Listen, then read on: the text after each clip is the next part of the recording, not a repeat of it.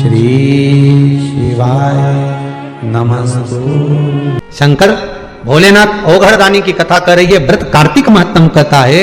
कार्तिक के महीने में सबसे बड़ा अगर व्रत का कोई नियम है तो केवल एक नियम सबसे बड़ा है, सुबह ब्रह्म मुहूर्त स्नान करना और दूसरा दीप लगाना, दिया प्रज्वलित करना, दीपक लगाना। दीप दान से बड़ा कार्तिक के महीने में कोई दान का वर्णन नहीं है जितना दीप दान का वर्णन। दीपावली की रात्रि को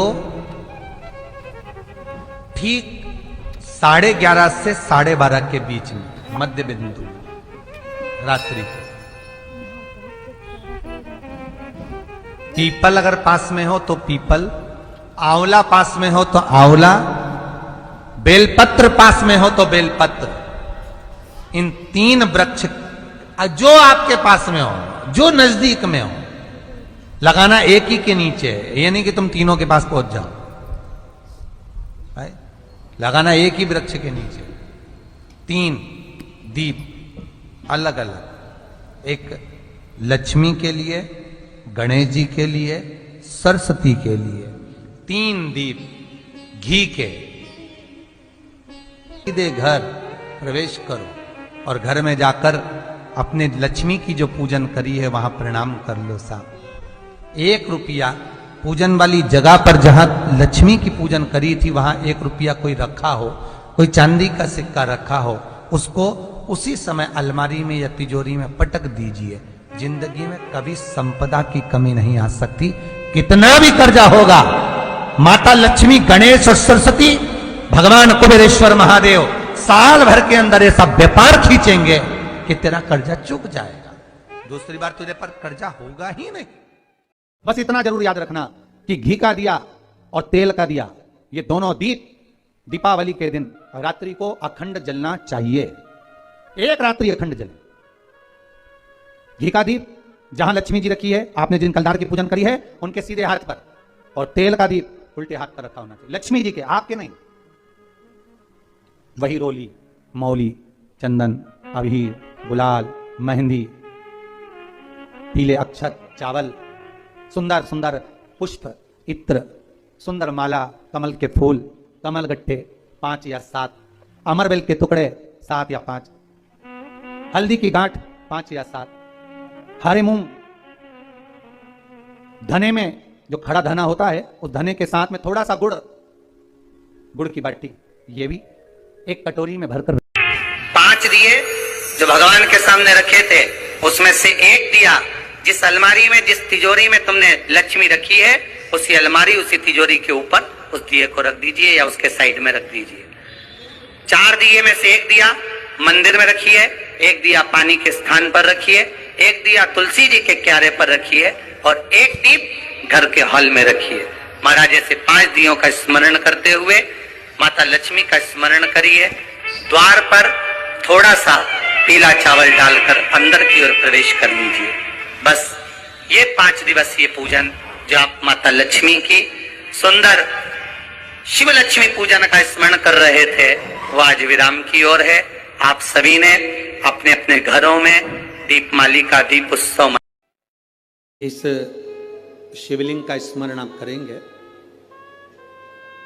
बीच में जो एक मोटी सी लाइन होती है, इसको अशोक सुंदरी कहते हैं। सब लोग दर्शन करें, जम के बोलो जरा, करें।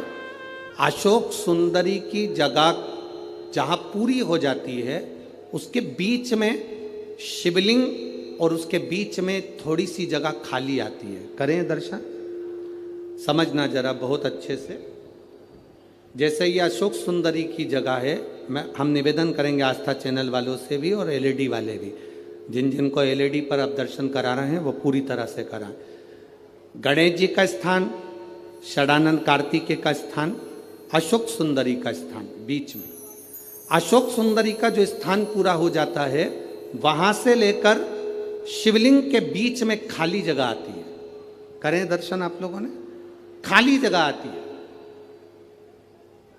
उस खाली स्थान की जो महत्वता है, ये जो अशोक सुंदरी से लेकर बीच में जो जगह है, ये भगवान शंकर की जो धर्म पत्नी है माता पार्वती, उनकी जो योगनियाँ हैं 64 योगनी, उनकी जो शक्ति पीठें हैं, उनकी जो सिद्धता है, उनकी जो सिद्धियाँ हैं, ये अशोक सुंदरी से शंकर के शिवलिंग के बीच में जो खाली जगह होती है, इस स्थान पर 64 योगनियाँ, देवियाँ, अष्ट सिद्धियाँ, नवनिधियाँ सब इस स्थान पर रहती है।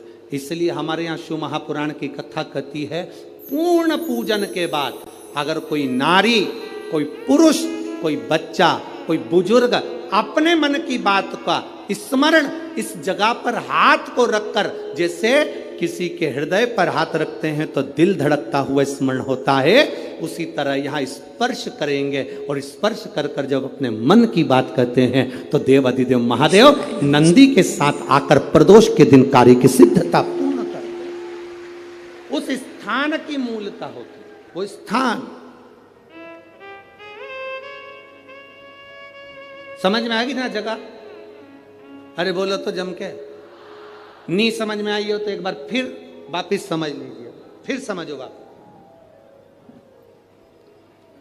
स्थान देखिएगा, अपने को भगवान की कृपा से यहाँ नागपुर में शंकर जी का शिवलिंग कोई ने कागज का बनाकर यहाँ जो भेजा, ये काम बाबा की कृपा से आप लोगों के स्मरण के लिए आया। देखिए जरा, गणेश जी का स्थान, कार्तिकेय जी का स्थान, बीच में ये आ गई अशोक सुंदरी की मोटी सी लाइन।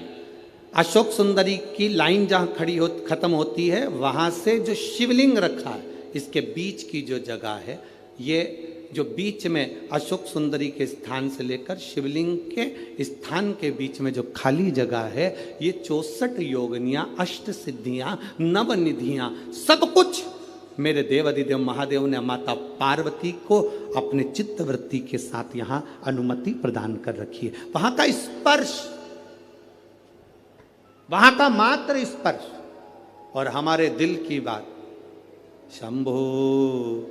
श्री शिवाय नमस्तुभ्यं। दर्शकों, हर हर महादेव। दर्शकों, स्वागत है आपका अपने YouTube चैनल में। दीपावली आपकी आने वाली है। दीपावली के दिन जो आपको इस वीडियो में पूजनीय पंडित जी उपाय बताए हैं, आप इस विशेष उपाय को जरूर करिएगा। इस उपाय से आपके घर में कभी संपदा की कमी नहीं होगी। दर्शकों, दीपावली का मात्र एक दिन ऐसा होता है जिस दिन यदि आप पूरी सच्ची श्रद्धा भाव से माता लक्ष्मी की पूजा करते हैं तो आपके घर पूरे साल धन दौलत की कभी भी कमी नहीं होगी। मात्र एक दिन ऐसा ही होता है जिसे हम लक्ष्मी को प्रसन्न करके अपने घर में सुख समृद्धि शांति और लक्ष्मी की कृपा सदैव बनाए रखेंगे। तो दर्शकों, पहला उपाय आपको दीपावली के दिन करना है। दूसरा उपाय है, यदि आपकी कोई विशेष मनोकामना है, बहुत दिनों से पूरी नहीं हो रही है, तो आप एक बार इस विशेष उपाय को जरूर करिएगा। जैसे आप महादेव के मंदिर में जाते हैं अपने घर से जल लेके, तो आप अपने घर से एक लोटा जल लेके जाएं, धूप दीप नैवेद्य शहद दूध दही अक्षत, जिस तरह से आप महादेव की पूजा करने जाते हैं सभी सामग्रियों को लेके चले जाइएगा। साथ में आप एक घी का दीपक लेके जाएं। सर्वप्रथम दर्शकों, आप महादेव की शिवलिंग पर एक लोटा जल समर्पित करिएगा। उसके बाद जिस तरह से आप महादेव की शिवलिंग पर बेलपत्र चढ़ाते हैं, समीप पत्र चढ़ाते हैं, चंदन लगाते हैं, पुष्प समर्पित करते हैं, उसी तरह से आपको संपूर्ण सामग्री महादेव के ऊपर समर्पित कर देनी है। जब आपकी संपूर्ण सामग्री समर्पित हो चुकी हो तो आप एक घी का दीपक उस स्थान पे प्रज्वलित करिएगा।